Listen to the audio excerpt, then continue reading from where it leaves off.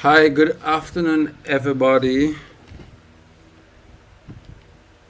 Can you hear me and see me?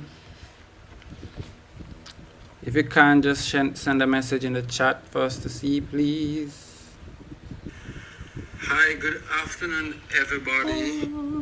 Hey Devon, can see you after.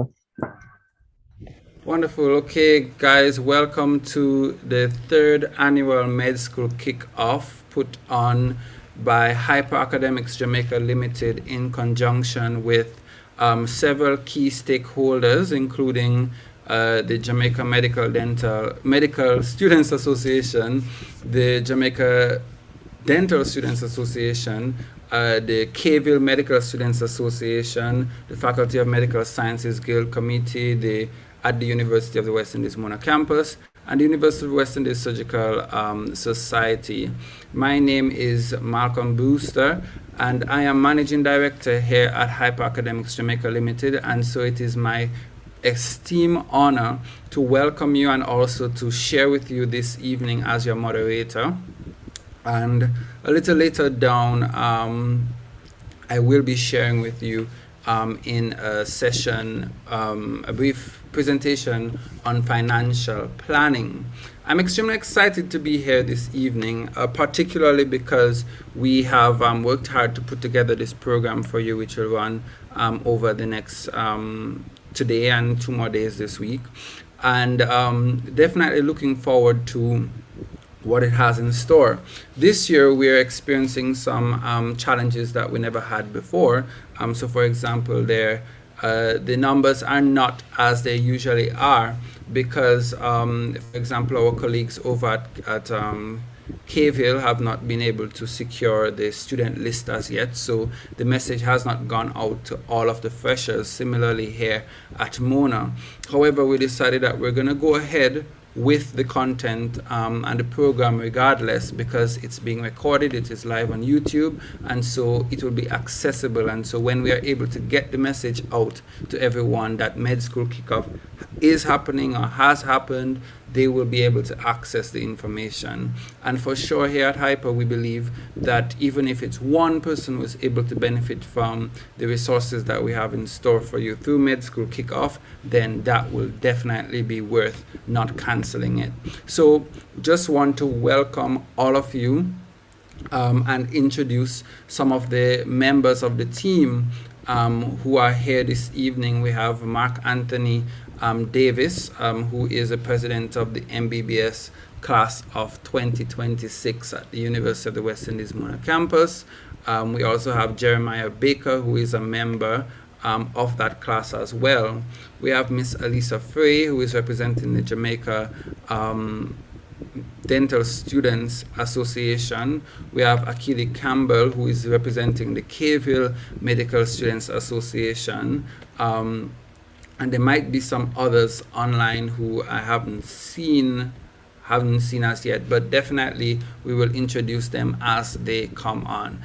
So yes, we're gonna get started with a little icebreaker, and for that I'm going to need to stop sharing my screen so I can share another screen, because we're gonna do a quick Kahoots. So get your phones ready to sign on to the Kahoot. So let me share my screen again. Boom. So I want everyone to just hop onto the link kahoot.it, and or you can just scan the QR code, and let's head on to doing a very quick Kahoot to get the house a bit warm. Okay.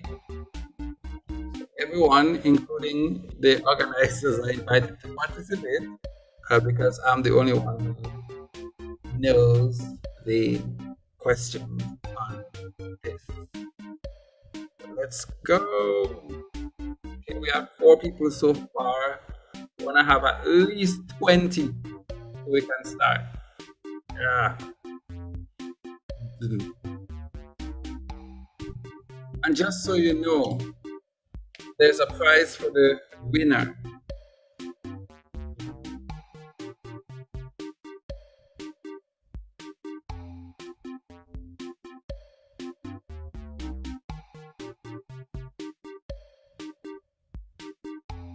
There's a prize for the first place winner, second place winner, and third place winner.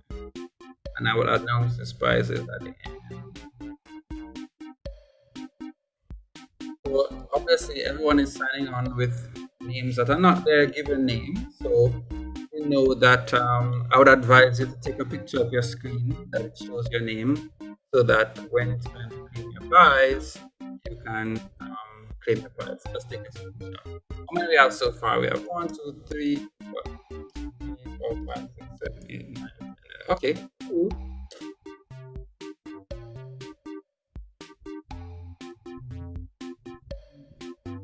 Okay, we'll just give like around 10 more seconds. By the way, can you guys hear the music? Yes, we can. Wonderful. Okay, we're gonna get started. So, okay, Janet, just Devon, yes, can you sir, hear man. my device is, as I told you, giving me some problems. I'm trying to sign in on my iPad. Give me a second, please. Everyone, go ahead. Let me just pull up.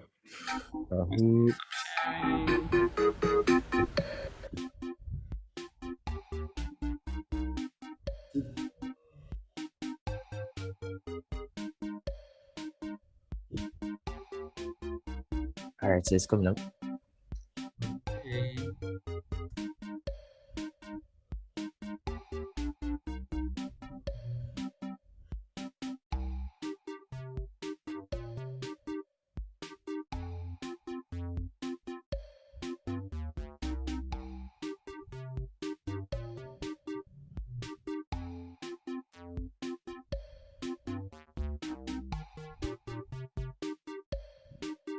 Okay, gonna get started in 10 seconds.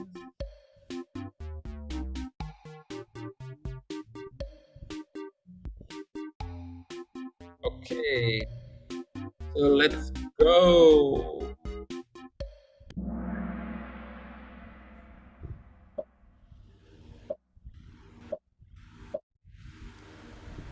First question: what year was the University of the West founded? 1958, 1968, 1948, or 1958?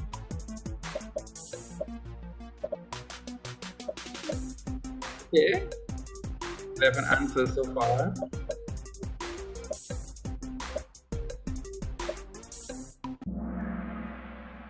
Boom. Okay, so most people had the answer correct.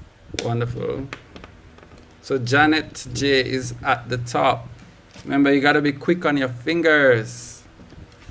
Let's go. Next one. Which campus was the first campus of the University of the West Indies?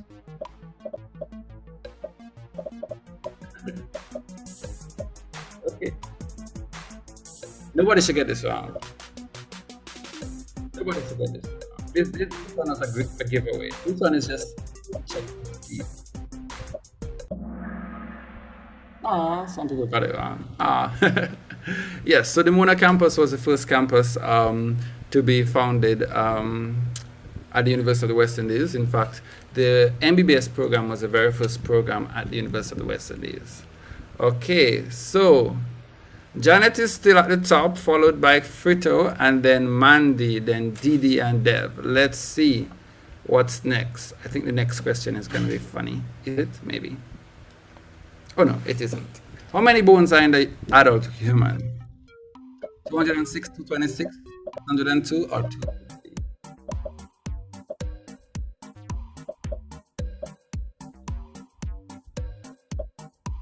Okay.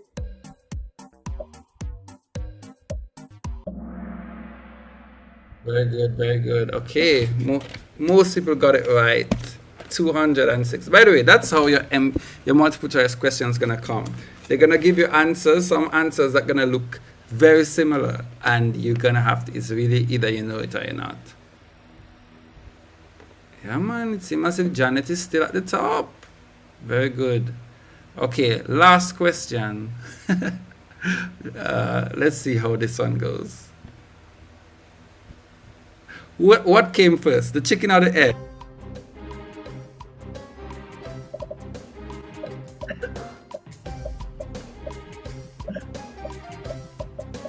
This is gonna be interesting.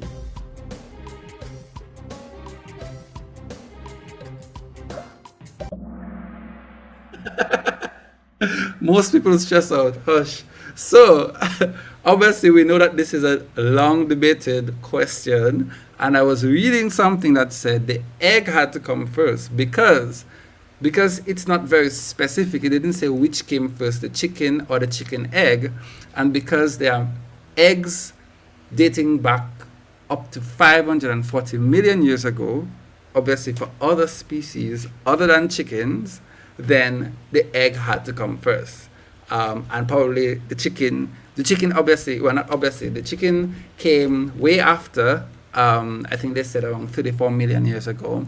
And so the chicken may have evolved from something else, blah, blah, blah. Anyway, scientifically, they're saying that an egg had to come first. But it is still up for debate whether a chicken came first or a chicken egg come first.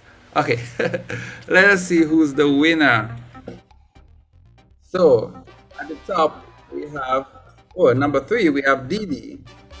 Number 2, we have Frito. And let's bet it's Janet. Very good. Congratulations, Janet. Tim says mistressal should have been the answer.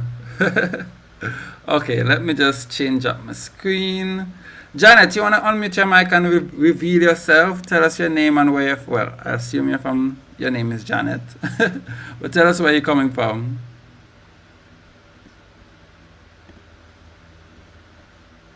No man, Janet don't want us to know her business. Hi, good afternoon. This is Iman. Hi. I'm here representing KFIL MSA. Wonderful, welcome. Thank Well- you.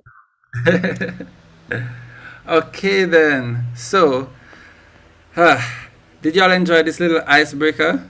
Remember guys, the winners, you need to make sure you have screenshotted your name so that you can claim your prizes. The first prize winner will receive a $20 US discount on any products of Hyper Academics. The second prize winner will get $10 and the third prize winner will get $5 US, and this is in US dollars. So you'll learn more about our products later on, but just know that these are your prizes. So guys, let me know in the chat if you enjoyed the little icebreaker. I tried my best. Did you? What's that? Not take long to type though. Wonderful, wonderful, wonderful. Okay, so on to the next business, which is just telling you a little outline of MedSkool KickOff.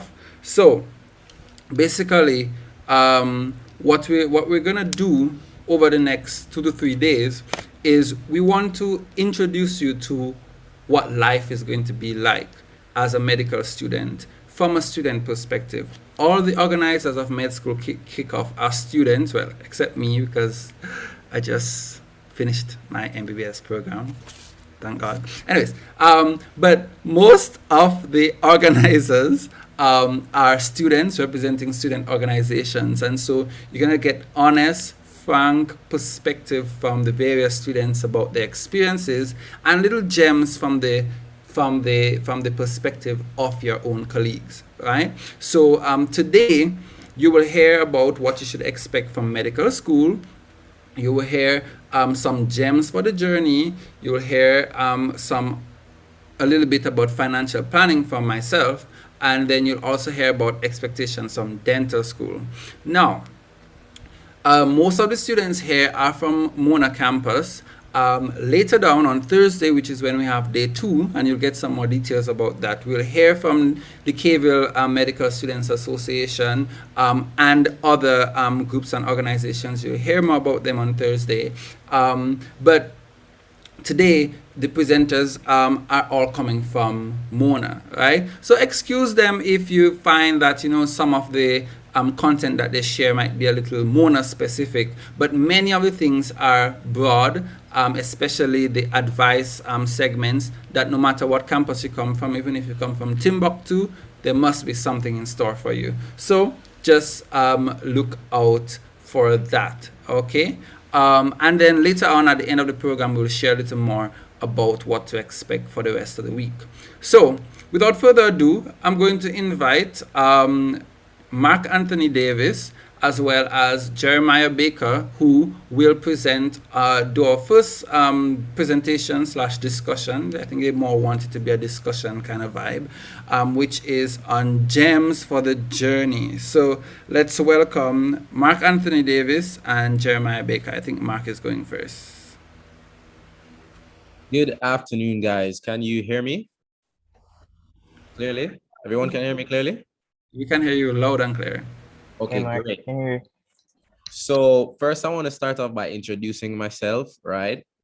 So as you've heard, I'm Mark Anthony Davis, and I'm the president of MBBS 2026, right? I'm also the vice president of the UE Surgical Society. Now, today, I really wanted to speak to you guys about, as you can see, Dr. Malcolm said, the gems for the journey. And I've spent 4 years in the faculty, right? So I completed a basic medical science degree in anatomy before starting MBBS. So one would think I'm obsessed with medical science, right? So first I want to see, can you guys who are coming straight out of high school, just, send a message in the chat, I'd like to see some of you guys who are coming straight out of high school. You can just send a message in the chat, right? I see Jada. I pronounce your name right, Jada Laws, right? And I know there should be some students who, have degrees or coming out of science and technology, or you took a gap year, whatever the case may be. I think that all the advice that I'm about to give you guys could help each and every one of you, right? So you're about to embark on a 5-year journey, right? And this journey will test your limits, and it is no joke, actually. And I want to talk about self-organization first. I believe that the best medical student is not necessarily the smartest student, right? And that's based on all my experience I've had in the faculty so far. It's the one who can organize themselves to manage the workload that you're about to, receive. So, and that entails being balanced, a balanced individual. You want to be organized in your schedule, in terms of learning the content that you're about to get, as well as, balancing your daily lives. Other than school, we have lives outside of school. I need to stress that, guys. You have lives outside of school. The second point is that I would need you guys to maintain your discipline. Now, most of you, when September comes along, you would be all spurring on from the motivation of, you're newly into medical school. And I love that, right? However, there is going to be a point, and I'm speaking from experience, where the work starts to pile up, and that motivation is not lasting long enough, right? And the key point I want to bring up is being disciplined in this area. It's the will to fight on, to continue studying, sticking to that schedule that you've made, and being true to yourself, even when you don't necessarily feel like doing it, right? I think that is the best way to describe being disciplined in medical school, because I'm telling you, it's not every day you're going to get up and be, happy and ready to go. Those 8 a.m. classes will be getting to you for sure. That you sit in class from 8 to 4 almost every day, and it will be getting to you, and you probably feel like you can't bother sometimes, But I would love you guys to think about how you can remain disciplined, right? As a student coming out of high school, I don't think there's anything that actually prepares you really for the amount of work that you're going to be given, that you're tasked with, right? And in that sense, meaning MBBS is a whole heap of work. I don't know if some of you have, seen the schedule so far, or some of the topics that you'll be going through. Hats off to you if you have, because the next thing I want to talk about is you starting early. If you can get a head start, do so, right? And that those of you coming out of high school versus, having degrees, right? You guys will have that adjustment period. And I mean, you're in a new environment, right? You're not in high school. You're not necessarily seeing all your friends every day again. As a medical student, that is not going to happen. You're not going to see all your friends that may be in different faculties, who will have probably more time on their hands than you will, right? You'll be in class 8 o'clock as morning light, and you sit in the lecture theater in that one seat till about 12 o'clock. You get 2 hours break for lunch. And then majority of the times you have class at 2 to 4, right? And that's just your medical schedule. You'll have like foundation courses outside of that. And those can run up to 8 p.m. So you can see how hectic your schedule is. And when all is said and done in a particular day, you still have to go home and you still have to study, right? For the upcoming lectures that you have for the week. So maintaining your discipline and managing your time will be key aspects of how to navigate first year, right? Hey, Mark. Mark, Yeah, can you hear me? sure. Oh, hey, on that point, Mark, because you know that same idea that you bring across with the time and where you have class until 4 o'clock. I know Right. that they kind of scare me too, but let me give you guys a little insight as not as well. You're gonna look at the timetable and you're gonna realize, yes, usually classes extend to 4 o'clock, but it's actually not as bad for the first couple of months. Like the first 2 months, you're gonna realize that a lot of your classes actually end at 12 o'clock. Take advantage of this because all right, when they come in, the thing say, all right, all of the classes them done 4 o'clock, which means you have to set your study time a particular time. Then afterwards, you know, you're getting ready to go back to school the next day. But a lot of the days you won't have classes extending to 4 o'clock. So what do? You try to capitalize on that time, whether it's that time you get to take that little pawn up there if you do them stuff there, or try to go to the lab or study because you realize you're gonna end up. Yes, the time going to be very difficult, but you're also gonna have a lot of free time as well, despite the fact that you're a med student. You're gonna have some 12 to 4 o'clock where you not do nothing, and then you still have afterwards maybe have a foundational course, yes, but you still gonna have a little free time. So prepare for that little thing as well and have a plan for that because that going to come, especially for the first one. So just adding that too. Right. I certainly agree. Right. And the other thing I want to talk about is, you know, when they say you come into university to read for your degree, they mean no joke. Like they literally mean you're going to have to read for your own degree. So, you know, in high school, you know, you might be used to the spoon feeding mentality or maybe teacher running behind your back with big stick for you to, you know, finish your schoolwork and stuff like that. This is a no in university, right? There will be no lecturer running behind you telling you when to submit your assignments, right? Once the date is submitted, right? And the instructions are there. If you miss it, you miss it, right? You're really on your own out there. So a lot of the learning you will encounter will be independent learning. Yes, you will go to a lecture which lasts about 45 minutes, you know, and you do have lecturers who come late regardless. So you might have a 15-minute lecture or 20 minutes. And this is just the harsh reality, guys. But you're still expected to know when exam time comes around, right? You're still expected to know the full content of what they are saying, right? Or what they're trying to get across, you know, learning that concept, right? So you have a lot of independent learning. You know, you have to use your resources, use up your med siblings, you know, use up hyper academics, right?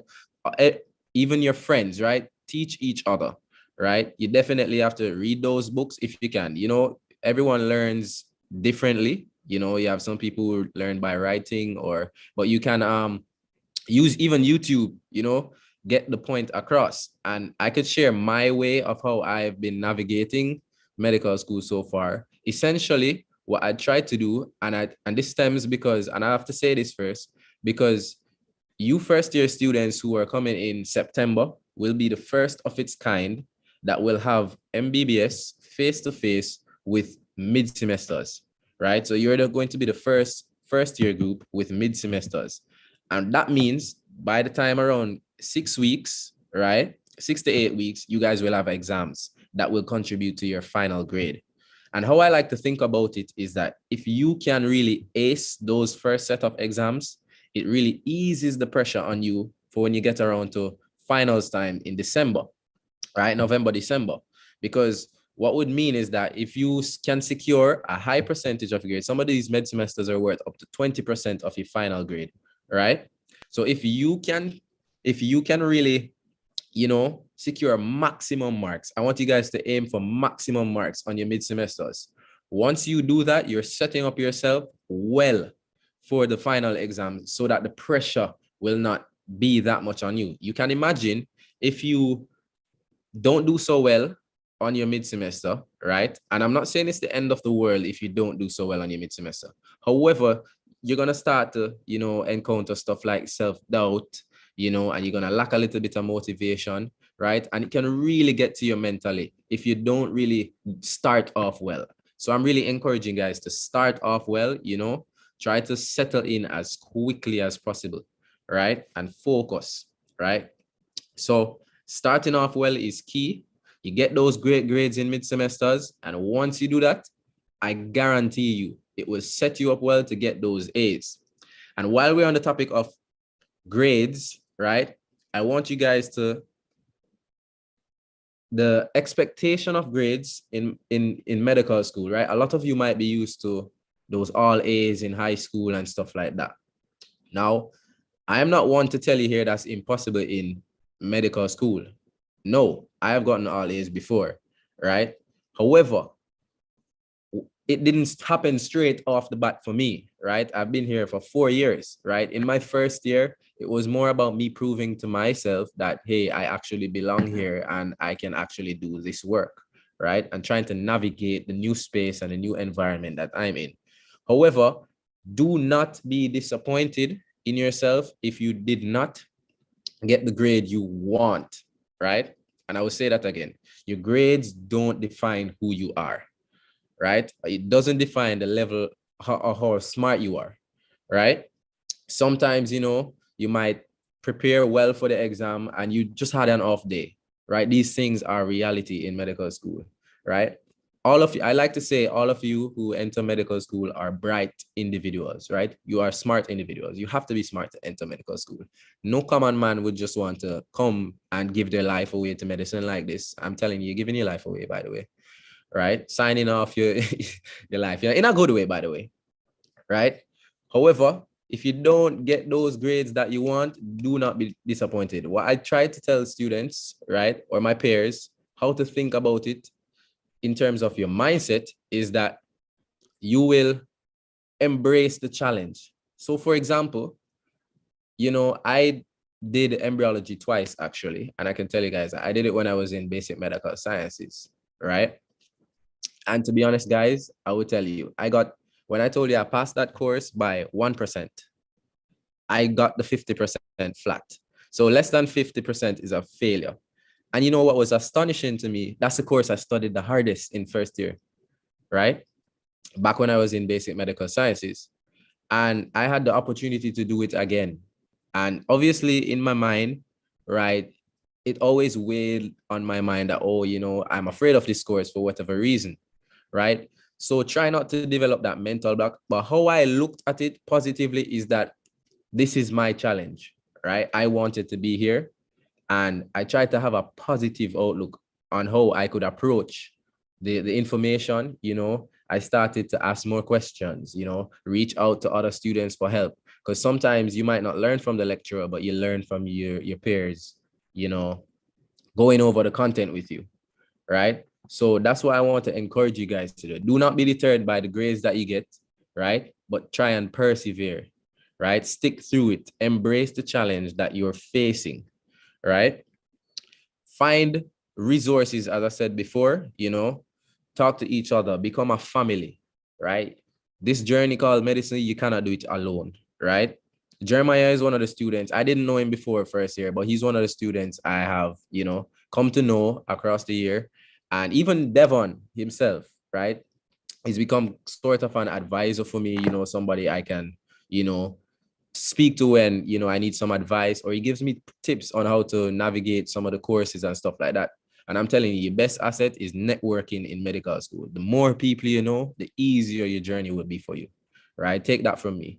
The more people you know, the easier your journey will be for you, right? You can have all the tips from students before you, students in your class. Some people might come up with better ways on how to remember the information. And there are stuff that they've said to me in first year that has stuck with me right through, even though I can never forget it, right? And I will be introducing you guys to some of those topics in hyper academics and some of those key tricks in hyper and UIS, right?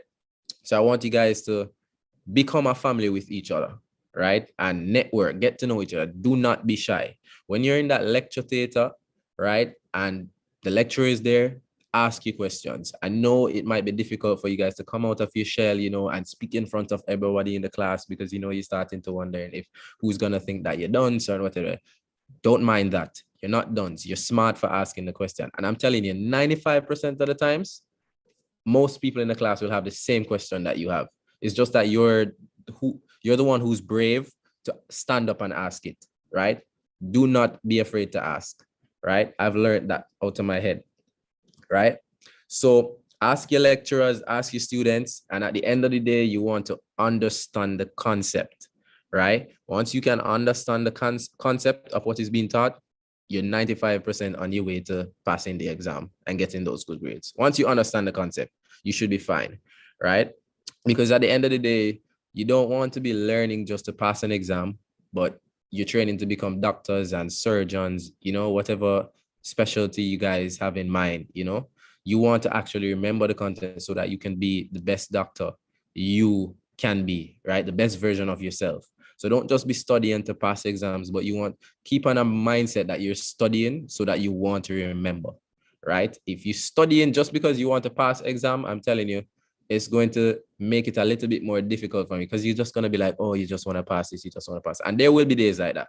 But if you tell yourself that you want to know the information and you try to make the information fun for yourself and learning, right? Learning it, you will, understand the concept better and you will have an overall better experience in medical school. And I can guarantee you that, right? If that doesn't happen at the end, you find me, you come and find me and tell me something different, right? So I want you guys at the end of the day, understand the concept. And the last thing I want to say to you guys, I know Jeremiah has some other points, right, that he will want to go through. But the last thing I want to say to you is enjoy your journey, right? These are the days of your life that you will look back and, you form friendships with each other, people above you, below you, but enjoy the journey. Embrace the challenge that you have in front of you. You decided that you want to come to med school for whatever reason, and I would hope no one is here against their will. We're all here because we want to earn our place here, and you did, right? And we want to become doctors, right? So I tell you, embrace the challenge that you have in front of you and enjoy the journey, right? Take time to do things you like outside of medicine as well.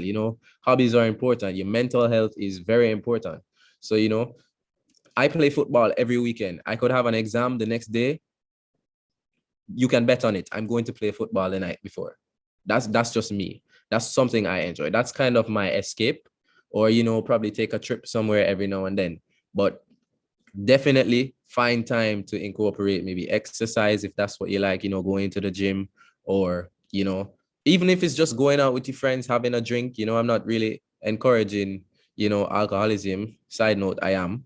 But, but go out, have some fun with your friends, talk to each other outside of men and check up on your peers, guys, check up on your peers. Don't quote me on alcoholism. I just like to go out and have a drink every now and then with my friends, guys. Don't worry about that, right? But definitely enjoy the journey and take your wins. Celebrate your small wins. You pass an exam, celebrate it, this faculty might have a tendency to put pressure on you so much times that you forget that, you're a human being. And I want you to take your wins. You pass an exam and you feel like celebrating that, do that if that makes you happy, right? So Jeremiah, you can go ahead and give the tips about learning. Yeah, man, I see somebody say bossa wine every now and then. I agree with you, And guys, while I'm on the floor talking, feel free to approach me anytime you guys want. I'm always there to give advice. If it's even just to motivate you guys a little bit into doing the work, or you're having a challenge, I'm always available as the president of my year to do that and help you guys and guide you guys along, right? If it's that you're not understanding something, feel free to reach out. I will not turn you guys away. So I want you guys to remember that. Jeremiah has a few tips on how to, understanding how to study and stuff like that. So I let him do that. And then afterwards, if you guys have any questions for me, you could just ask them in the chat and I can answer. All right. Hey guys, can you hear me? I'm gonna need some feedback. Guys, can we hear me? Yeah, man, we can hear you. Hey, I don't usually turn on my camera, so I want you to see me the first time and I'm going to turn it off back.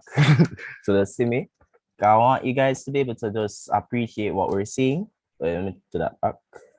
Yeah, so this is me, the Bushman. All right, let me turn this off.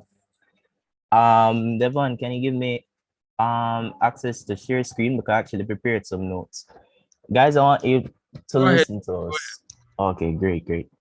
Guys, all right. Well, let me share it first. Do-do-do. All right. All right, what I was about to say, guys, I want you to listen to us. Like, seriously, try to get the information that we're sharing because we just finished the journey. In terms of, we just finished year one, going into year two, September. So you guys going in year one, we're going into year two. So we know what it is in terms of trying to figure out understanding med school, finding our own groove, and basically catching on to that med school life and doing the best in it. Because both myself and Mark, we were able to actually do really well in first year. Mark, coming from BB MedSci, he has that background experience, so it's very good to speak to when you want like a long-term understanding of medicine. Me, I'm just a nerd. You're going to find out. And basically, I'm going to share with you guys today how I went about studying in med school, and hopefully by the end of this, I can help you to understand how you yourself would create a study strategy because that's very important. Let me put this back in my ears. Just tell me if you're not hearing me at any point. I'm not the public speaker or anything, so I won't try to sound like eloquent or whatever. Just talk to me, guys, if you have questions. If you're not hearing me at any point, please ask me to repeat. The goal of this that I'm going through right now is to try and get you perfectly to understand how you create that study strategy that will basically become second nature to you by the time first year done. Because the thing is, a lot of what you'll be doing this year is study. You can't go around it. You're a medical student now. I should say, Mark had said it, congratulations on getting here. Guys, it's a big deal to get into med school. I want you guys to always remember one of the stories of my motivation going through was always trying to remember one, where I came from in terms of trying to get into medicine. So I was a student who took a gap year, had to actually redo some of my CAPE subjects so that I could qualify for the subsidy. I even almost went to SciTech at one point. So a lot of experiences, a lot of waiting, a lot of patience, planning to actually get to the stage of saying, all right, I'm now a medical student on my journey to become a medical doctor, what you want to do. And I'm anticipating that at this point, you are in that stage of figuring out what you want from medicine. I want you to always remember where you're coming from. And I want you to always remember that there are a lot of people right now as you sit here in this meeting, not able to do what you're about to do September. I want you to remember that you have a lot of people who want to be in medicine and they're not able to be in medicine either because of the finance or the academic side. So always try to have that weight of responsibility and just feeling say, hey, you deserve to be here because you wouldn't be here if it wasn't for the different circumstances that put you here. So just saying that so that you can feel the worth of saying congratulations to Women BBS 2027. It's a big deal, guys. So, and the DDS students as well. Sorry about that. Yes, trust me, DDS is almost worse. All right, 8 minutes. Thanks. Okay, great. DDS especially because you guys have less sponsorship. But like I said, I'll basically be looking at how you try to create that study strategy for yourself. So I kind of did a little checklist thing. So the first thing, sharing my own personal experience, not going to go too long into it, but basically I came into med school from a gap year. So taking that gap year before was so that I could get the subsidy. And when I came into med school, I actually had the benefit of spending that gap year doing a lot of teaching because I was a tutor. I am a tutor actually. And the teaching had helped me to figure out how I learn things and the easiest way for me to remember stuff. So going in med school, I thought that would have been a big thing, and it did. But you're going to realize quickly during the first year, first of all, nobody's waiting for you. When the first week, you're going to have lecturers like Dr. Barnett and others who basically you're going to rush through the lecture slide and you might ask a question, but then that question fall behind from the million other topics that you get after that. And just a whole bunch of information. So during that first week, you get crowded with content, even though your classes end about 12 o'clock most of the days. And then my experience at the end of start studying a little bit later than I should have, probably like in the weekend of the second week, like truly studying, sitting down with the content. I will advise against that. But basically throughout my first semester, I spent a lot of time trying to figure out what worked for me. And I found out what kind of studying person I am. I like to write. So I wrote a lot. Up to this day, I still have to write to get certain content organized, summarized, putting the thing together in a nice organized way in my head. And I'm going to go through those different learning styles with you. I have my folder where I have the info in. Yes, you have to start early. And then basically by the time around November came, we had the midterms. The midterms force you guys to study, and it's literally a blink. You're forced to actually try to remember all of the things they're telling you. And you start off thinking, yo, I can't do this. Or not necessarily can't, but how am I going to do this? And you surprise yourself, because guess what? Yes, by the time you actually study it, you realize that yes, you can do it. How can I do this well? You'll be surprised at the end of this year, not even second semester, at the end of this year, December, how much information you remember and learn throughout this period. So you can do it. Remember that you can always do it. It's just now figuring out how you're going to do it. So I eventually figured out my strategy, which I'll share at the end. I have a little study strategy. I want you guys to look at that. But I want to talk to you about how you can create your own study strategy and take this serious, because when you create that study strategy, it's something that you'll be working on throughout your entire time in medicine, and it will evolve, because when you get to the clinical stage, you'll be doing, probably for me, less writing and more trying to get things jotted and such. But you want to work on creating that study strategy for yourself. So for me, the first thing I considered when creating that study strategy, so let me take that. All right. All right, so I hope you guys still with me, trying to get you guys to think about creating a study strategy. First thing, I considered what type of learner am I, and what do I rely on the most. So I realized you have different types of learners. You have the audio learners who like to listen videos and such more, visual learners, the tactile or kinesthetic learner, the one who likes to make things. You have the writer, and you have a whole bunch of other learners. You can go on go on Google and look up these kind of things and try to figure out what kind of learning you lean towards the most.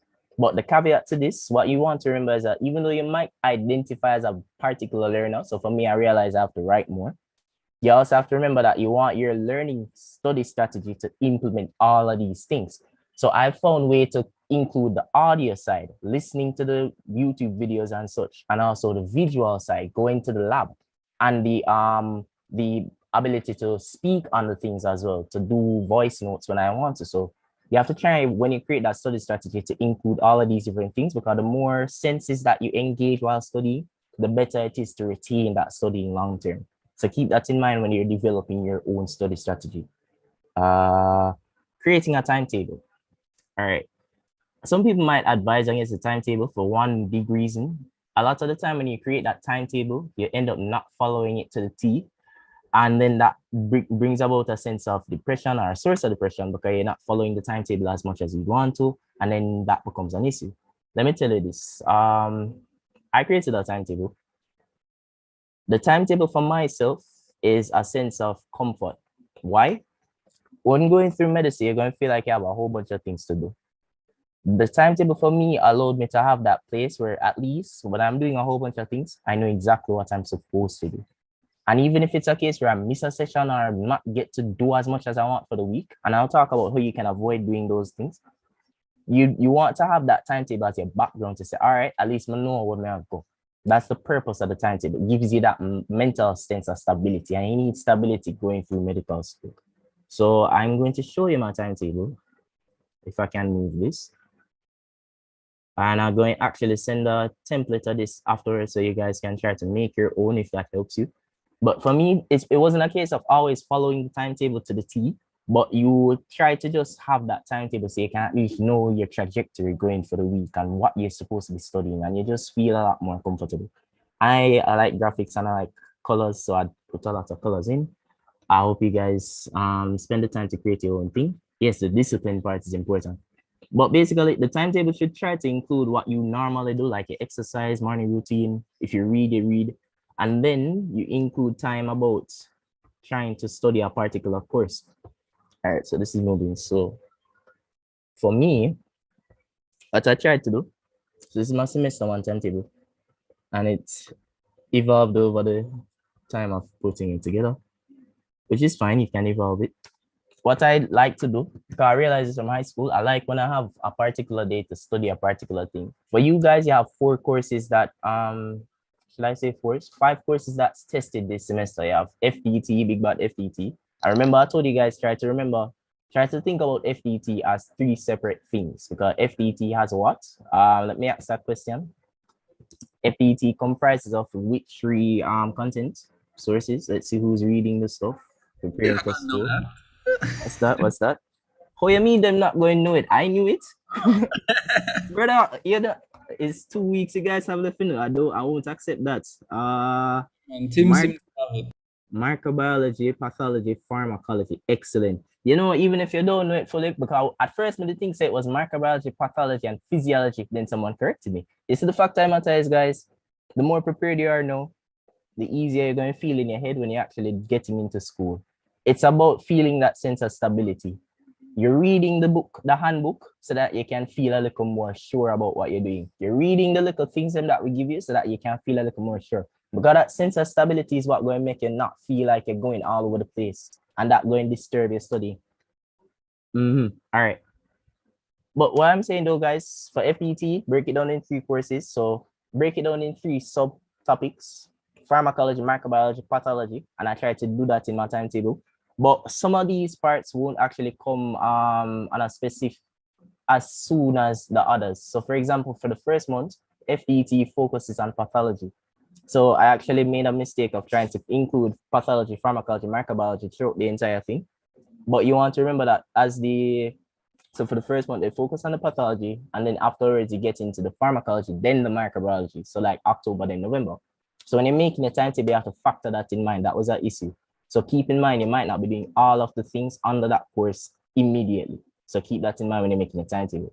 And you try to put in time for all of the courses. You make time for breaks. So on Fridays, you see the Z's, this is sleeping time. Make sure you have enough sleeping time. And I have time for rest. A day when I'm just not doing anything. Hold on. All right, so this is not going back up. But I'm going to send a template of this, guys. Just try to organize yourself as much as you can, because the organization helps. As Mark said, it's the person who is more organized that makes it. So you create the timetable. That's just your background to make you feel more comfortable in med.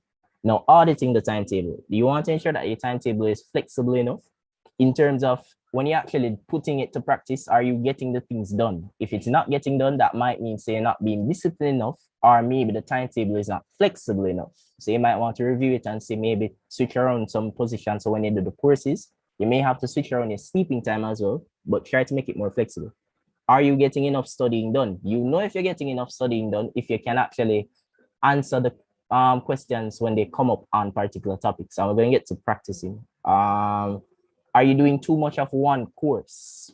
That's a big thing, especially if anatomy. You get a lot of opportunities to do anatomy. Because you have US, then you have class, and anatomy is like the most taught thing in school. Are you studying one course too much? You have to consider that when you're putting your timetable together. Are you getting enough sleep? My gold standard, try to get at least 5 hours a night. Try to put the more sleep, the better your brain retains. All right. Practicing, you have that stuff in mind.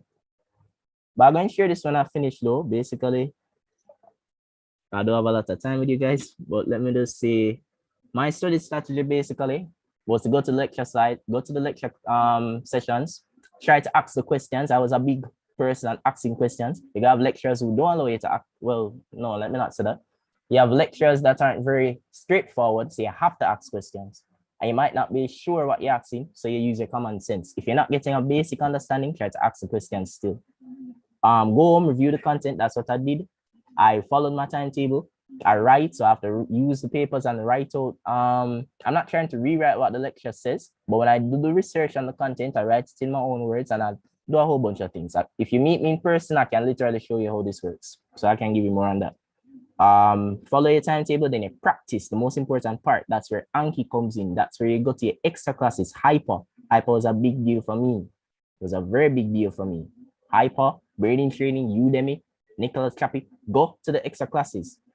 Hyper was the one that I fell in love with because they did a lot of practice stuff. And that practice saves you when the exam come. B versus a A, keep that in mind. Go to the lab, make voice notes. I created voice notes and topics explaining for myself. And you study, make sure you're studying and have group sessions with people so that you can practice. So on that final note, I'm going to share this when I finish. So if I don't get to speak too much as I'd want to, but final note, tips, motivation. Remember to motivate yourself. Remember where you're coming from. I have a particular video that I use, motivate. You have to keep that A mentality. A mentality, the sense of, yes, hyper is a lot. And the best thing about hyper today, they have some banks. They have some question banks. They can go through, even if you don't go to the session, you can go through the question banks. That's a very good thing. and it's accurate because they spend time to get people to vet the question bank so that you have accurate answers. So hyper was a big deal for me, guys. It was a good investment. The A mentality, I was basically saying, yeah, med school is hard and you have a lot of people. Beware of that. You're gonna have a lot of people telling you, say, yo, it's hard, be okay if it fail. But guess what? No? You come from a particular place. You are smart enough to do medicine. Try to believe that you're smart enough to get A's. I'm not saying that you have to get A's. What I'm saying is that you should not doubt the ability of getting A's, and you should try to study with an A mentality. That's what I'm trying to say. Because in the day, you're spending $4 million, even if it's scholarships, to do this. Do it well. A mentality. Work at your own pace, because I have a lot of people who probably had more experience in medicine, so they may be able to go through the content a lot faster than you. Don't watch no face. Work at your own pace. Go to the lab by yourself if you have to. Then you know you meet the person then to get experience from them. Work at your own pace and be confident in that. Work at your own pace. You're more responsible now as an adult. Your learning process. This is important. The learning process for me really kicked in because after a while, it's not just about the grades. I got A for FET.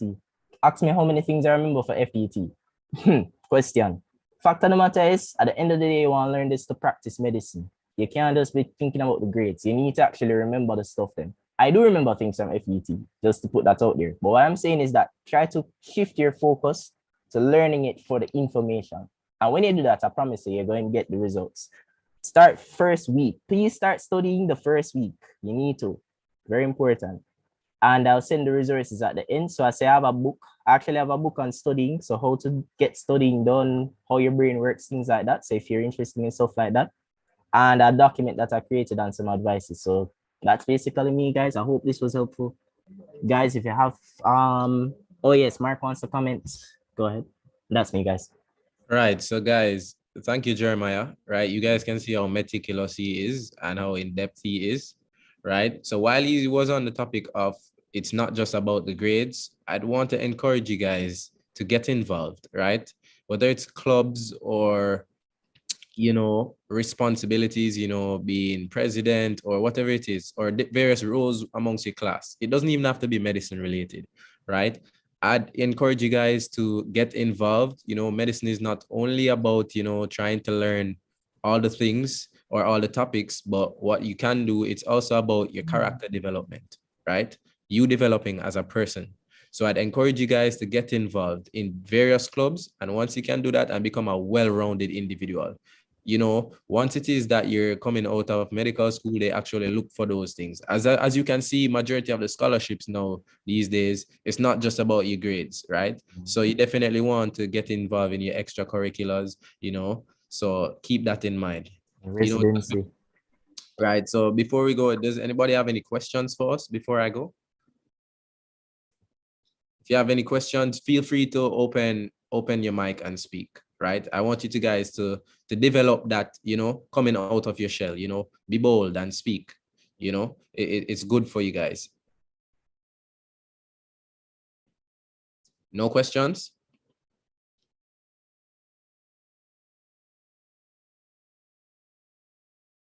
Well, I'm not seeing any questions. So, all right, if you guys are shy right now, I know you guys have time to work on it, right? You guys have time to work on it. You can feel free to message me. My number is in the freshers group chat, you know, right? So feel free to message me if you come up with any questions afterwards. But thank you guys for listening to me. And, you know, I look forward to seeing you guys in September. Thank you so much, Mark Anthony, and thank you so much, Jeremiah Baker. I think it was a very good presentation. Thank you so much for that. Very informative. And I know that anyone who listened live and those who watch the recording will definitely find the content that you shared very useful. We're going to move on swiftly because we want to be done within the next hour. We're going to move on swiftly to a presentation that was pre-recorded by Alyssa Marie Whitaker. She is the she has a dual role. She's the JAMSA, which is Jamaica Medical Students Association. She is the local director as well as the MBBS representative on the Faculty of Medical Sciences Guild Committee here at the University of the West Indies Mona campus. And so she prepared a lovely presentation for you, after which you'll have me to talk to you about financial planning. So without further ado, let us go to that wonderful presentation. Hi everyone, good afternoon.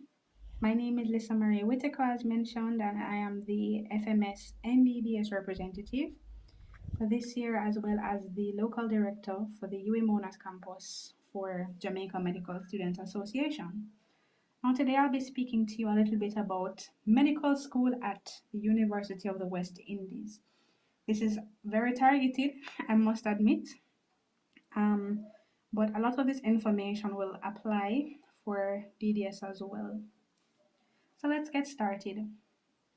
What will we be discussing today? So to start, we'll start with how the program is divided, the courses that you will undertake during your preclinical and your clinical years, what your learning experience will be like, examinations, tuition, which is a very important topic, especially right now, some important contacts that you need to have in order to be able to know who to speak to on relevant things, some important dates. So here's where I'll be showing you a bit about the schedule for the year, and at the end I'll be giving you some my contact information so that you can reach out if you have any questions. But I'm sure that Mark and Jeremiah will handle any questions that you have presently very well, very quickly. All right, so how is the program divided? This is a 5-year-long program, as mentioned, right? So you have your preclinical years, which are years 1 to 3, semester 1, and then your clinical years, which start generally at semester 2 of year 3. Now, year 3 is a very important year because it's not split in the way that you'd normally have your courses. So your semester 1 is a summer semester, and then your semester 2 lasts the entire year, right? So it lasts from September straight back to June. You do get a short break in between, but it's really considered one long semester, right? Now, what's the difference? Your stage 1 or your preclinical years are semester-based. They are lecture-based. These are didactic, and they aim to teach you what you need to know before entering the hospital environment, right? And so as we discuss what the courses are like, you'll see how it does so. But for the clinical years now, they're clerkship and elective-based. These use rotations, and they'll give you an eye into what clinical practice may be like for you. Now, for preclinical years, you have about 5 different course types. It starts with the basic medical sciences. So you have things like fundamentals of disease and treatment, introduction to embryology and histology, and introduction to molecular medicine and cellular biology.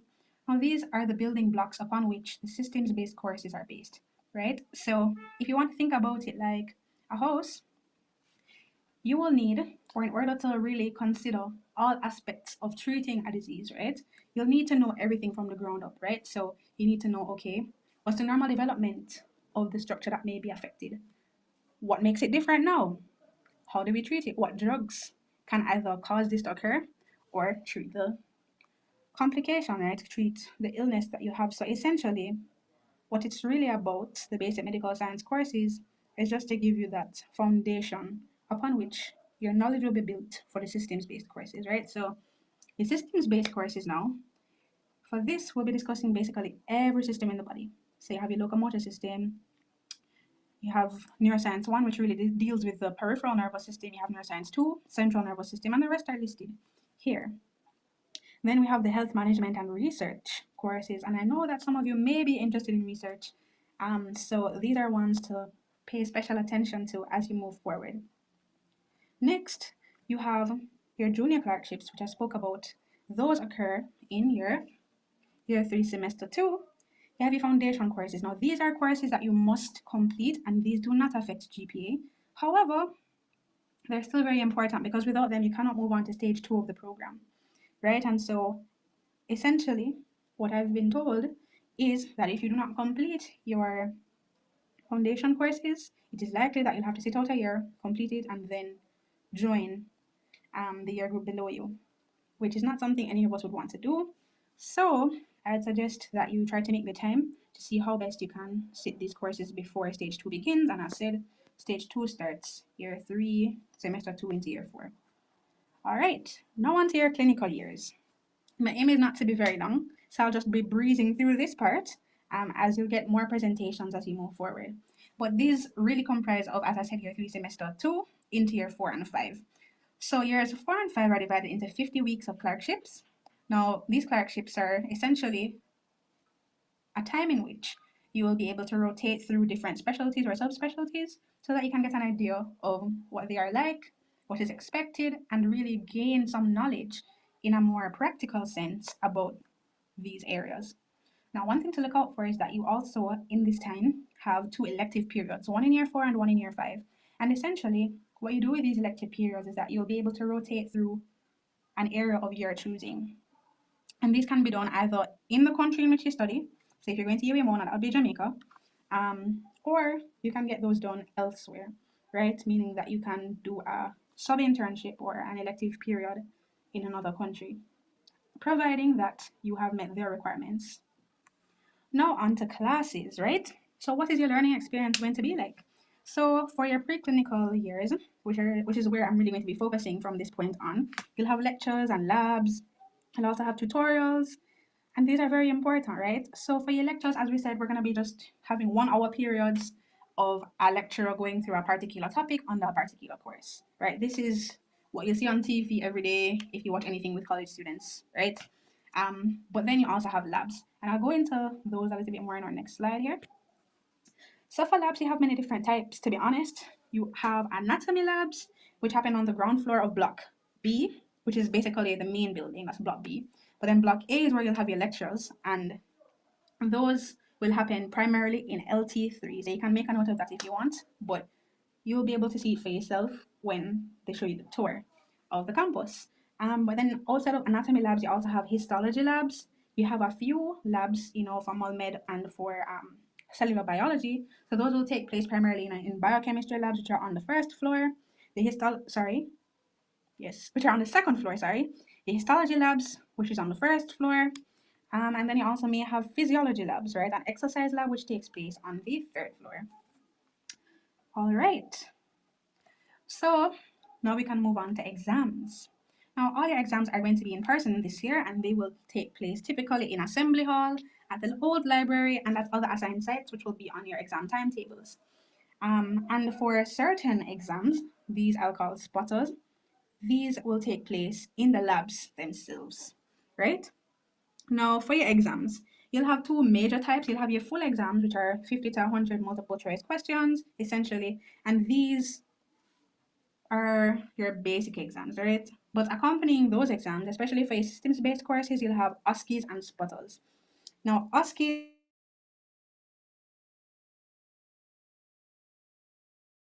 regarding a lab test, right, or regarding a clinical scenario, versus a spotter, wherein you'll have more of a pictorial exam. So if it's an anatomy lab, you're going to be going into the anatomy lab, looking at specimens and answering questions, identifying structures, etc.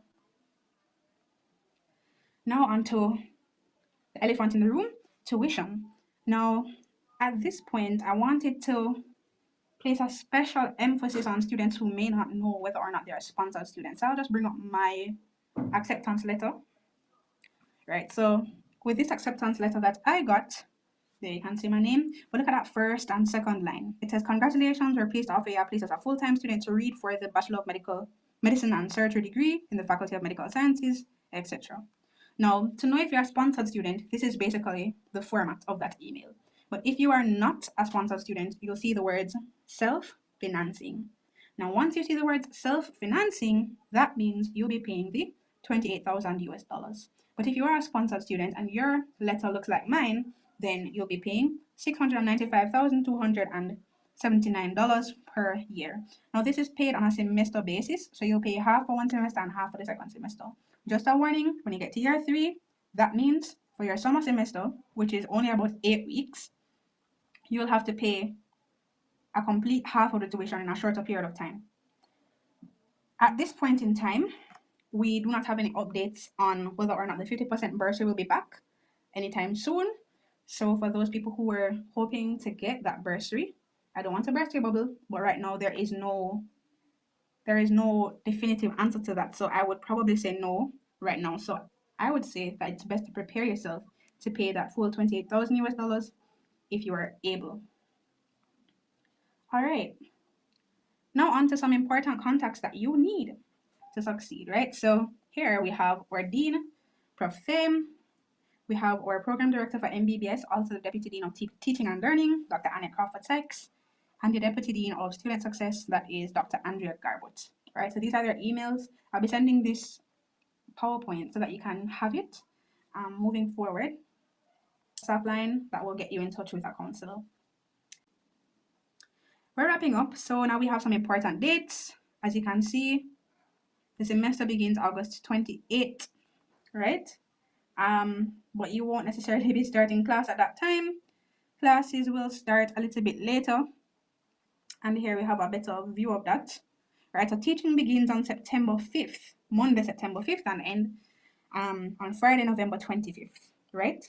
After which you normally get a little review week, and then your exams will begin, right? The semester ends on December 22nd, 2022, and the next semester should start on January 15, 2023, right? Please take note of a few dates here. You need to know about the normal registration period. That's from August 15 to September 24th. To September 4th. So please take note of that. And also, when you do get your deadlines, your other deadlines, please take note of when you need to pay your tuition by. And also, when is the latest you can set up a payment plan, right? Because as we know, sometimes it can be difficult to fund your education here at UWI. All right, to end, here is my contact information. If you want to reach me, you can WhatsApp me or call me at the number provided. There's my Instagram as well as my email if you want to reach me directly. So thank you so much for listening. And if you have any questions, hesitate not to contact me.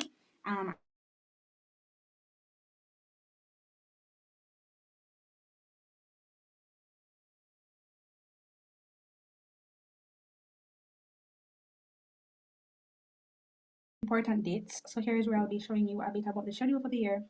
And at the end, I'll be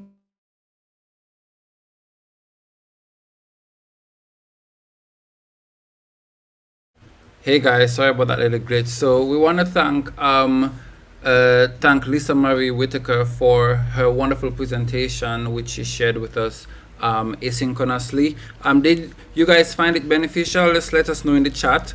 As again, let me just make the disclaimer.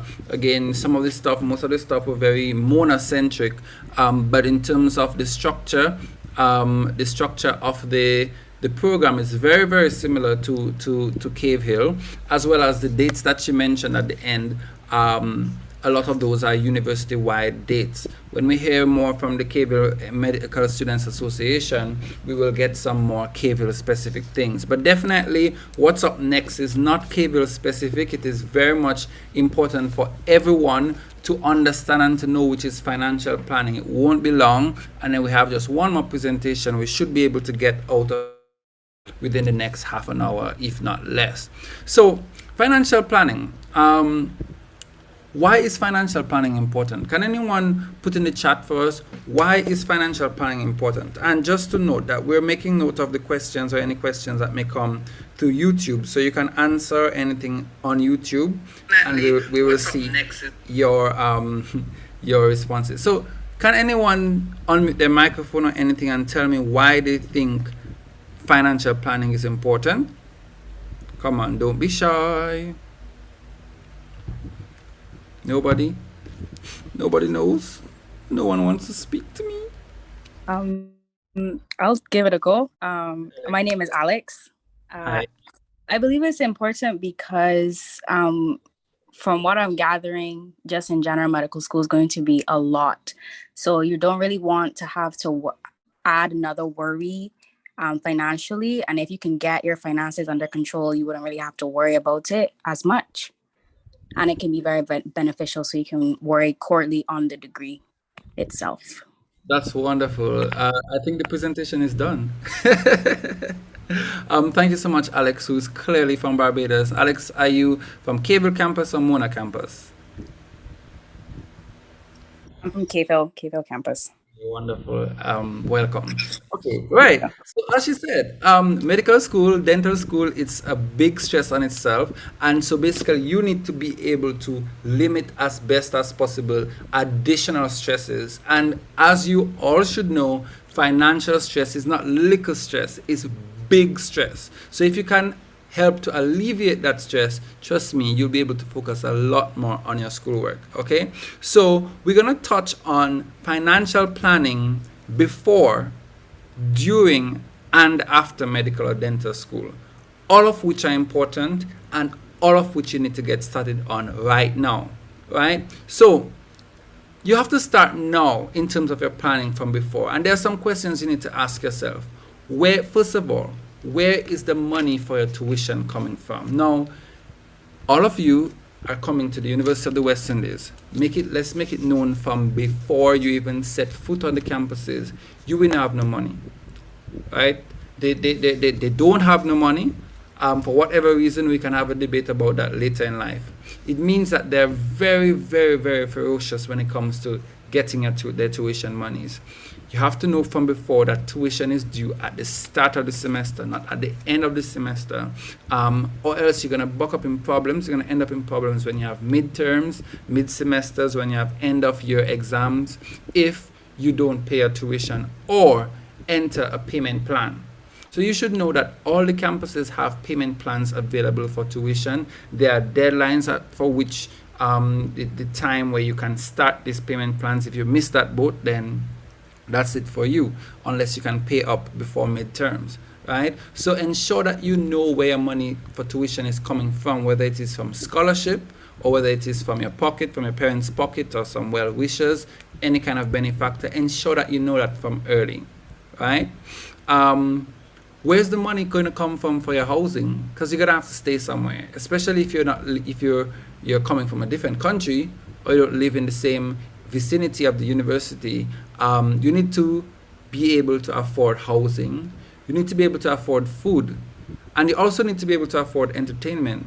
Now, some people might be wondering, why put entertainment in a financial planning session? Well, guess what? Mental health is very important, especially in medical and dental school. Medical and dental school is going to stress you out. It's going to make your black hair turn white. It's going to make your hair drop out. And I'm not being hyperbolic. It's the truth for some people. Medical school and dental school is going to stress you out. And so you're going to need to manage those stresses in a healthy way, right? And so it means that you have to also prioritize entertainment. But you know that entertainment doesn't always come free, so you have to budget for it as well. Where's the money for your academic expenses going to come from? And we're talking about books. We're talking about devices. We're talking about lab coats. We're talking about dissection kits. We're talking about stethoscope when you get to that stage. Where are the money for academic expenses going to come from? You have to know that. Now, you might have money, but these things are expensive. Do you have enough? Is your source of money, is it going to be reliable and consistent? Can you safely say that every month you can expect X amount of money from whether it's mom, your daddy, auntie, uncle, cousin, grandma, grandpa, or some private benefactor or organization? Is that certain? It's important to ask those questions, because if it's not certain, then the next question on the list becomes even more important. What's your contingency plan? What if your current plan to finance your education and associated expenses, what if that falls through? And trust me, it can fall through for many reasons. As a medical student, literally 2 weeks after I started medical school, a Category 5 hurricane devastated my country, Dominica. And right there and there, it threw my initial plan off the tracks. Right there and there, in the second week of school, So I had to have a contingency plan. I didn't have one. I had to create one on the spot. But I think I would have saved myself a lot of stress if I had thought about a contingency plan from before. And the last one on this list is something that I am very passionate about, which is, can you do anything to generate income? We're not talking about, can your mommy or your daddy do something? We're not talking about, oh, can I send a message to auntie in Miami or my uncle in London to send me some money. No, you have skills. It could be crochet, it could be graphic designing, it could be teaching, it could be marketing. You have skills. You want to start being independent as early as possible. If it is you have a sure source of income and you can avoid that stress altogether and you choose to, then fine, wonderful. You can focus on school and do what you got to do, get in and get out. But it's not the reality for the majority of us. And so we have to find ways to get through. And how we do that is by using our skills and competencies to help us earn money. So when I realized towards the end of my first year that things were not looking up for me, I had to get creative. I am an organist, I'm a pianist. So I started playing the organ and started playing the piano at churches to help me make money. I invested in a heat press and I started printing shirts and selling to students on campus. I became this person on campus where, say, if you need something in the Faculty of Medical Sciences, check Devon. He either has it to sell or can get it to sell. And then out of that came hyperacademics. We are here right now because of my struggle and needing to find a way to help students, but also help myself. And so I started this company, and now I'm done. And my plan is to take this company to the moon and back. So you need to think about how can you generate income, okay? Now, during the process, there are some questions you need to ask yourself. First of all, you need to plan. Budgeting is important. Now, if anyone tell me that you're here right now and you've never heard the word budgeting, you've never seen or you don't understand the concept of budgeting, I would be very, very, very, I would pray your way. I'm just joking. But budgeting is important. Budgeting basically is planning based on your knowledge of what your income and expenditures are. It's important to look at it and see it, do the mathematics, because mathematics don't lie. If your income is $100 and when you add up all the expenses, it is $135, you don't have enough money for these expenses. You're operating at a loss. Now, some of us might be blessed to have a savings to fall back on that can take on the deficit. But trust me, if it continues like that every month, eventually the storage that you had is going to run out and you're going to end up in problems. So you have to, from the get-go, find out how much money am I to expect every month if you get a monthly stipend. Or how much money do I start with? If it is, let's say you took a student loan and you get some portion of that for your living expenses. And then you need to itemize what are my expenses. Always start with your fixed expenses. We're going to assume that tuition is already taken care of. But you have your housing, whether it is you pay monthly or by the semester. You have your food, you know what you tend to eat. You should have an idea, if not on the first day, but especially if you're coming into a country that you're not acquainted with, prices. In that first week, you need to go to the supermarket, even if you're not ready to buy yet. Just go window shopping, look and understand what the prices of the things that you love are, so you can develop a budget. And always remember that a budget is not set in stone. It means that you have to review your budget periodically, because it's very difficult for you to maintain the same expenses for all your life, let alone all of medical school or dental school. So what tends to happen is oftentimes your expenses increase as you go along.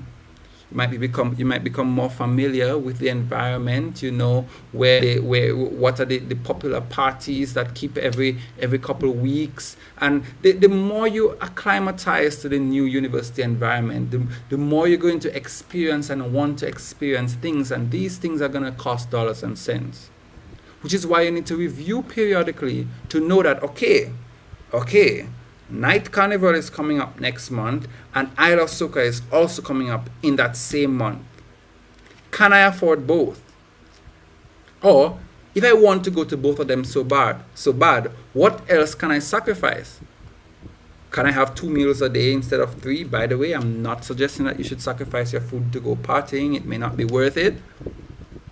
But you have to look and see where you can shuffle things around. And that's why reviewing your budget periodically is important. But be aware of the fixed expenses. And these include rent. I even include Netflix and any kind of other subscription. Because remember, again, entertainment is important. Your mental health is important. So we're going to consider it a fixed expense because it's a subscription that comes off automatically every month. And I know many of you have the experience of a subscription coming out when, boy, you really wish that money did not come off. You really wish that you had remembered to cancel the subscription, but the money gone already. So you have to pay attention to that. And when it comes to executing, you have to be disciplined. You have to tell yourself, okay, I want this, but I need this. And put your needs before your want. Your needs and wants may vary on a month-to-month basis.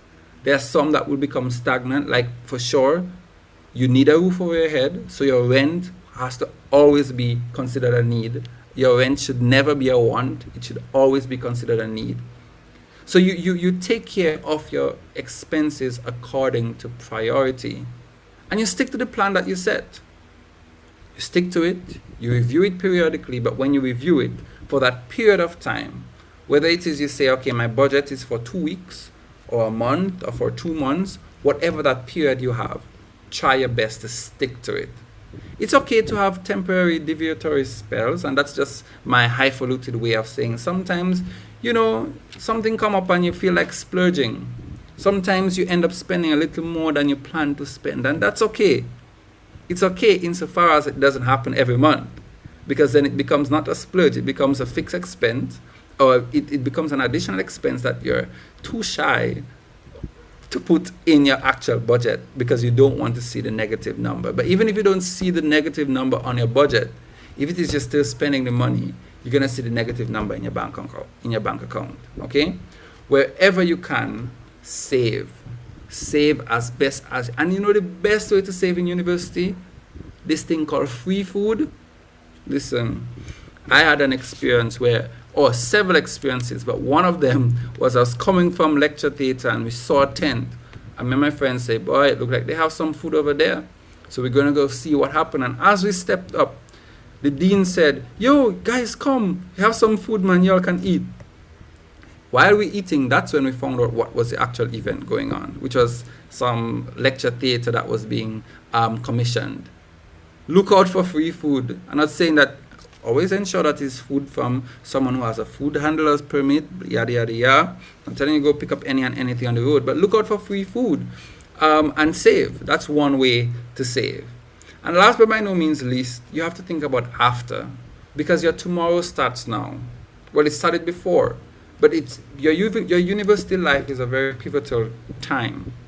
You have to be careful of the friends that you keep, because the friends that you make in university are likely to be friends that would last forever.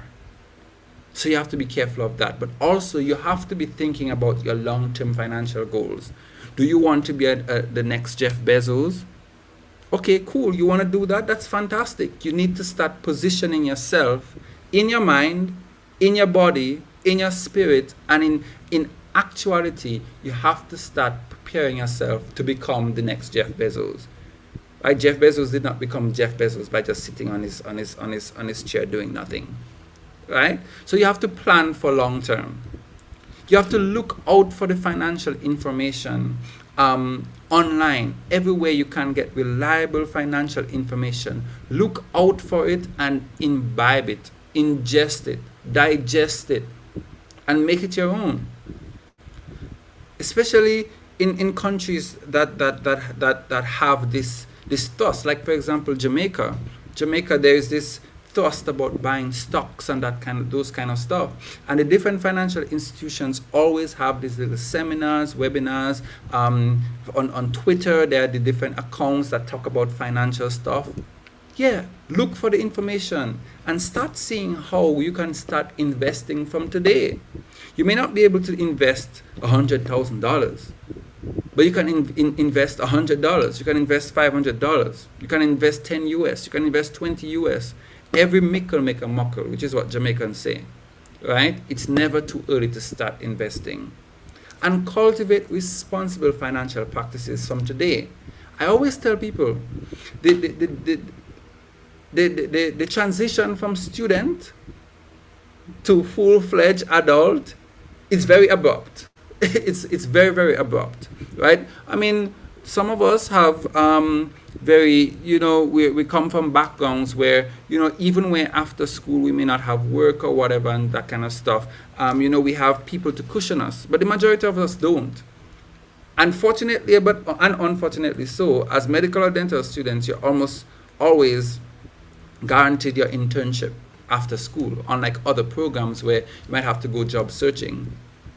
So you're entering the world of work literally as soon as you're done.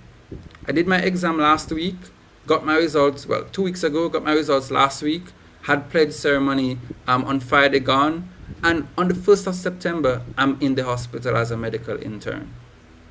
So the transition between student and full responsible working adult is very abrupt.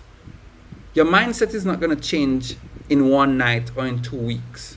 So you have to start positioning your mind and start positioning yourself to have responsible financial practices from now.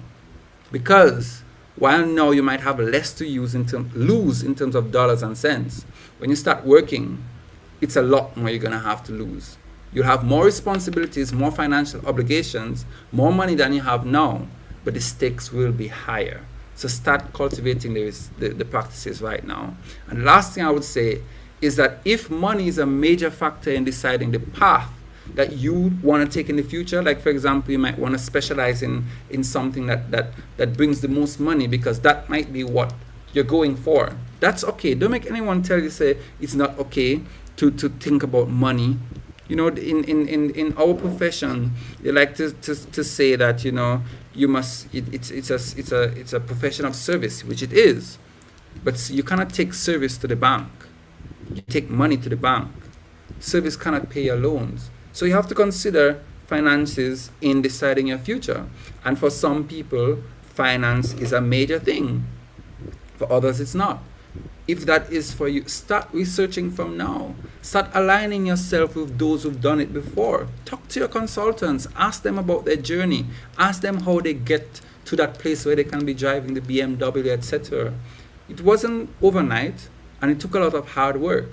But the summary of all of this is that you can never have too much information. Seek it. We are in the age of information where information is at your fingertips. Seek it, get it, imbibe it, and make use of it. And that, my friends, is my presentation for you this evening. Thank you very much for listening. Does anyone have any questions before we go on to the very last presentation?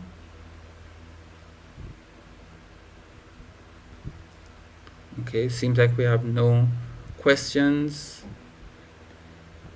So, thank you very much, Jeremiah. We're going to move on and invite Alisa Frey to the floor to give us her presentation on expectations of dental school, and she'll also give us some little information on her organization, which is the Jamaica Dental Students Association, and then we will wrap up for the evening. Alisa, go ahead. Hi, good afternoon, everybody. Can you all hear me? Yes, we can. Okay, so hopefully, some dental students are here. Gosh, I really hope so. But, as Dr. Brewster said before, it will be on YouTube. But if you have any dental student friends, class of 2027 right now, just tell them, come, no. There's a lot of stuff to cover. But just to introduce myself, I'm Alyssa Frey. I am the Vice President of External Affairs for the Jamaica Dental Students Association. We go by JADSA. And I am a member of the class of 2024. So this September, I'll be entering my 4th year. Now, even though I'll be entering my 4th year, it's not my 4th year at UWI. I've been here for quite some time, as I did a first degree in biochemistry and all that, so I'm well versed in the run-ins of the university. So just to talk about dentistry in general, well, some changes have been made to the dental program since I first started in 2019. I recall previous presenters mentioning the courses that you guys do. So like they made mention of musculoskeletal system, and cell bio. Dentistry, we no longer offer that for the dental students. So what you do in your first semester, you would do FDT, you would do the digestive system, which was originally a 2nd year course. You would continue to do introduction to embryology and histology and introduction to molecular medicine, but now you'd also do the digestive system as well as the endocrine system. So the days of musculoskeletal and cell bio are over for dental students, that is. And furthermore, when you get to, semester 2 and even in semester 2, instead of just doing neuroscience 1, you'd also do neuroscience 2. So neuroscience 1 and neuroscience 2. And they even start teaching the first part of the cardiovascular system, the respiratory system, hematology, and the reticuloendothelial system. And then furthermore, when you get to semester 3, you'd be doing the remaining part of the cardiovascular system. You'd be doing clinical hematology, as well as understanding research, IMP1, IMP2. So it's way different from when I started. Not going to lie, you guys have some work cut out for you, but as they've been saying before, they all made it to medical school. We all made it to dental school. So we all can do it. And, if anyone from class of 2027 dentistry is here, you can do it. So that was just, an idea of the courses. But, as orientation comes and as you meet the rest of JADSA and the first years, we walk you through that, no problem. So some general stuff about dentistry. Honestly, dental school, boy, it's hard. I'm not going to deny you are in for that roller coaster of your life. Dentistry is really not for the weak. Honestly, if I knew then what I knew now, what I know now about dental school, I honestly would have started saving since I left the womb, because you heard Dr. Brewster mention, financial planning. I know that you're in the preclinical stage, you start saving. I'm so serious, start saving. I'm not even going to get into tuition yet. Instruments, guys, instruments. If you can put on even $1,000 a week, every week, for your instruments, because honestly, the time flies. I did not know when I started in 2019 that I'd be right here, right now, getting ready to go to 4th year. It still baffles my mind, whoa, it's almost 2023, which is almost 2024. I'm here learning so much, doing so many practical things, and the instrument money, it creeps up on you. Hand pieces, mouth mirrors, basic setup. The school does not provide that. You have to find out out of your own pocket in addition to the tuition. So guys, I don't know if there are any dental students here right now, but if you have your friends, like I said, tell them to come, or just tell them, start saving from now, because it adds up. Literally just the other day, I came into so much luck where I managed to get some instruments. And trust me, that was tens of thousands of dollars saved right here. It's no joke. From 3rd year, go right up. So if you can start saving from now, that makes a huge dent. I'm really emphasizing this because it's no joke. When the facilitators come to the lab and they say, you need to do this today, I don't have it. They're just going to move on. of course, when you get in touch with your dental siblings, you can borrow, you can ask higher year groups, and that brings me to my next point. Don't be afraid to ask for help. Personally, when I started, I did not have a medical sibling, but I made sure to get a dental sibling because I realized that that was someone that's going to be with me right up until the very end. I've gotten so much advice, so much help. Like, honestly, my dental sibling, I don't know where I'd be without her, So when you do find that person, message them, bother them, don't feel no way, because at the end of the day, everyone is here and we want to get out in one piece and we just want what's best for you. So any little help, advice, or have it, don't be shy, go to your classmates. And that's another thing too.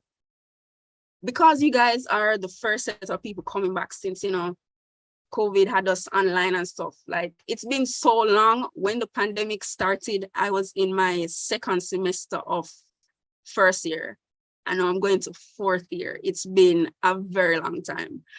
When you're in that lecture theater setting and you see like over 200 odd medical students, and when I started, it was just 17 dental students. It's very easy to feel small, and it's very important for you guys to take up space. Make them remember that, yeah, we might not be as big in number, but we're still there. Don't forget about us, be involved. I don't know if they're going to bring back smoke and like action and stuff, but any little opportunities you guys see, if you want to run for a little something, run for it, be involved, get to know the medical people, because, they'll be friends and you'll have group work with them, you'll have things with them, but at the same time, don't forget to get to know the dental students that are going to be in your class, because at the end of the day, when third year is done, you're hardly, if ever, going to see your MBBS students again. It's just you and your dental classmates, and they're all you have. There are going to be some days where no one else knows what you're going through except them, and they're the only people you can message about the stress. Your classmates, your siblings. There'll be days where your own family don't even understand, right? So you need to keep that link and just maintain that. Get to know your lecturers. That's another upside about the small class sizes. Your lecturers will know you by name, but at the same time, participation is key. Make them see you, make them see that you're trying. You might struggle at first if you don't have the hand skills or so, but once your lecturers see that you're trying, you participate, you make the effort, they will always try to come through for you. I can tell you that much. And another thing, because of how the program is constructed, you won't be doing dental things immediately, right? And I've seen this, it happens every year. Every year. You come in like, I dental school, I come, so why me I learn about MBBS things? I don't want to surgeon or nothing like that. You can't have that mental block. Honestly, they're trying to have a holistic approach to teaching and learning. And I can't deny, to this day, things from like FDT and, cardio and respite, those things still come back. Even though I'm in the clinical stage, those things still come back. And if you have a mental block to the whole thing, you're not going to want to put out the effort to study, and you're not going to necessarily have the discipline because you can't bother. And this may pay so much money for come school and learn, or come for the dentist and clean teeth, and no man. The 2 years, they fly. And sometimes it can be very hard, especially coming from high school, and you're jumping into all this work. But you need to just decide, what, this is what I need to do to get where I want to be. Say, just buckle down and study, and trust me, the clinical days will come, and they will come quick. Like, school is rough, but I'm enjoying it right now. Like, it's really great to learn all these interesting things, do different procedures, and get to go on outreaches and see so many people and administer, proper dental care to them. It's really great. But you just have to get over this hurdle first before you can get there, right? So that's what I'm saying, enjoy the preclinical years. Everything is give and take, right? And Dr. Brewster mentioned side hustles. I have classmates right now, they bake, they do hair. I have friends that tutor. Some people make clothes, some people sell plants, some people do nails. Whatever little skill set you have, like you mentioned, maximize on it. You know, especially if you live on campus, there are so many people out there. Like when carnival time come, any kind of party come, they will be willing to pay for the convenience of knowing that there's someone on campus that can provide that service for them. And in the end, that can save your money, and you can say, all right, you know what? I can afford this set of instruments. I can afford rent, or I can afford to put this down to my tuition or something. So maximize on that. Don't be afraid. If you want to start up like Instagram, start up, because trust me, my friends, I don't want to say they're braffing, but they make a nice little change and it helps. I even have a friend that sells doubles. Trini people, big up. She sells doubles and it's a big thing all the while. So any little thing you can do, you can cook, you can whatever, maximize on that. What else? Open up your mind, because a big part of dentistry is the deaf community. So at some point in time, you are going to have to learn Jamaican Sign Language. Don't close your mind off to it. You will be treating deaf patients. It's not, I know mostly for the medical students, they might do the introduction as a foundation course.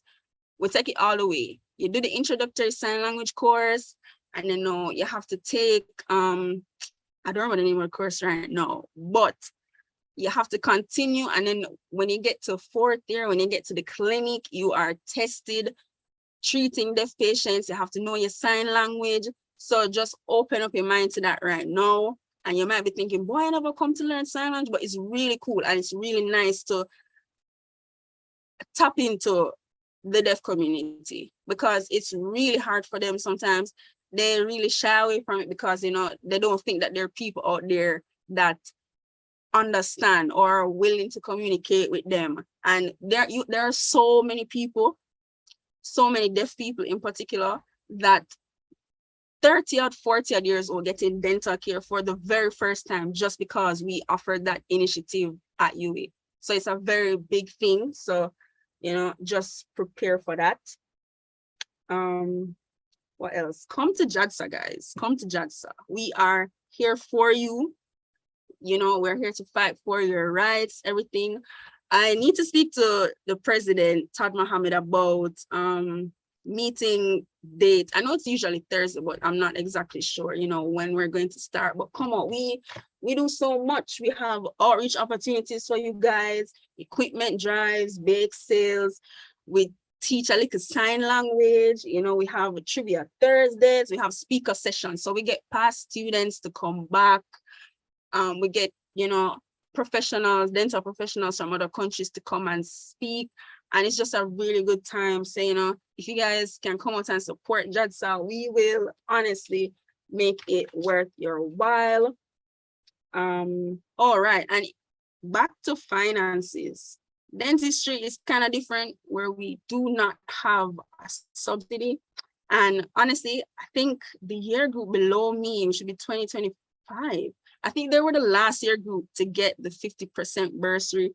So, and because of that, the year groups get smaller and smaller each year. So class of 2027, I don't know how you guys plan to manage the finances, especially because scholarships, it's very painful when you see a scholarship and you would be good for it, and they see it say not eligible for medical, dental, law, engineering, painful stuff, honestly. Me personally, I like to consider myself a professional beggar. If you need to write a letter to an organization, you need to, don't be afraid. Auntie, uncle, anybody, look, honestly, the worst they can tell you is no. Don't be afraid of that no. You just keep pushing, because guess what? Suppose them tell you yes. You don't know how much time I sent in. I've been deregistered so many times because of funds. Trust me. And you just have to keep pushing, if it's what you really want, you just keep at it. Right people, ask for help, your friends, you never know. Other dental professionals, you never know, guys. So honestly, I think that's all I have for you guys, So we really look forward to seeing you all in September. It's so great to have everybody back at school, and we can't wait for you guys to come to the JASA meeting. So, we can meet you. I can meet your dental siblings and thing, and it's just going to be a really good time. And, it's been nice. Well, it will be nice to see the university be full again, not going to lie. It's been a ghost town for quite some time. So, welcome back here, guys. And yeah, just take it all in stride. The 5 years will fly. Dr. Brewster can tell you, the 5 years will fly. You start and you say, oh gosh, this is 5 years. It's going to be so long. And before you know it, you go done. So, take it all in stride, enjoy every moment. And yeah, you'll be okay. So thanks, guys. Thank you so much, Alisa. Her presentation was so energetic. I appreciate the energy, and she mentioned a lot of gems. And she was mentioning that last bit of stuff that she mentioned about the struggle, being a professional beggar, having to write and all this kind of stuff, being deregistered. Guys, these are things that I went through, and if I'm to start to talk about it right now, trust me, we won't leave here for another 2 hours. But it's really an uphill battle, but it's an uphill battle that you can win because others have won it before, right? And so it's just the onus is upon you to do what you have to do to get through. So I guess I basically just unofficially transition into the closing remarks. But let me just thank all of you. Thank Jeremiah Baker. Thank Mark Anthony. Thank Alisa, thank Lisa Marie for their contributions to this evening's program, and thank you for coming. We look forward to the rest of what MedSkool KickOff has to offer. I will say to you though that we're going to regroup between today and tomorrow to consider the possibility of making some changes to the schedule, because we're recognizing that there are a few factors that are affecting the attendance. One, the unavailability at Mona campus as well as Caville of the student listing, official student listing, so that we can reach out to students directly. But there's also, I'm not too sure what the reality is at the other campuses, but at Mona, a lot of the students have not gotten their acceptance letters as yet. I mean, if you made note from Lisa's presentation, she got her acceptance on the 26th of August. And so we're going to consider some options to ensure that we can have maximum participation. But until such time, if at all anything changes, we're going to meet again on Thursday at 6 p.m. Jamaica time, which is 7 p.m. Eastern Caribbean time. The session would be just about an hour and a half, so it won't be as long as this one, which is about 2 hours, where you will hear a little more from the other organizations like the Caville Medical Students Association, as well as some other wonderful riveting sessions that you'll get some more details of tomorrow. So thank you so much for coming. And if you enjoyed this session, just let us know. You can let us know in the comments. But also let your friends know, others that you know who will be joining the program. Go on to YouTube, Hyper Academics, to find us, subscribe to our channel so that you can see the notifications when we're live again. And you can also look at the resources that we have on there on YouTube. On Instagram, we're just about to revive our Instagram page. It's been dormant for just a few weeks. But in preparation for the new year, we're going to be putting up some content from tomorrow rather. So follow us on Instagram at Hyper Academics. And yeah, looking forward to seeing you guys later this week. Thank you so much for coming, and have yourselves a wonderful evening.